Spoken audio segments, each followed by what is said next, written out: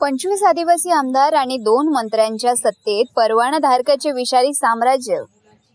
मनीषा कर्णके यांना न्याय मिळणार कधी? महाराष्ट्राच्या सत्तेत आदिवासी समाजाचे 25 आमदार आणि 2 कॅबिनेट मंत्री आरूढ आहेत. मात्र त्याच समाजातील ज्ञानेश्वर कर्णके या निष्पाप व्यक्तीचा मारेगावात विषारी दारू पिऊन मृत्यू होतो. हे केवळ दुर्दैव नसून लोकप्रतिनिधींच्या नाकर्तेपणाचा मोठा कलंक आहे. मारडी येथील एका परवानाधारक दारू विक्रेत्याने गेल्या 28 वर्षापासून तालुक्यात विषारी दारूचा धंदा चालवून अनेक संसार उद्ध्वस्त केले आहेत. पैशाच्या ताकदीवर आणि भ्रष्ट अधिकारी कर्मचाऱ्यांना हाताशी धरून ब्लॅकमेलिंग व धमक्यांच्या जोरावर हा जीवघेणा धंदा सुरू होता. मारेगाव वार्ताने या रॅकेटचा पर्दाफाश केल्यानंतर हा धंदा थांबला आहे. परंतु इतकी वर्षे याला अभय देणाऱ्याच्या मुसक्या आवळणार कोण?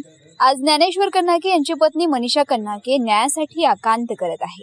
प्रश्न उपस्थित होतोय की विधानसभेत आदिवासींच्या हक्कासाठी आवाज उठवणारे 25 आमदार आणि सत्तेत बसलेले 2 मंत्री गप्प का? आदिवासी संशोधन व प्रशिक्षण संस्था आणि मंत्र्यांचे आदेश केवळ कागदावरच राहणार का?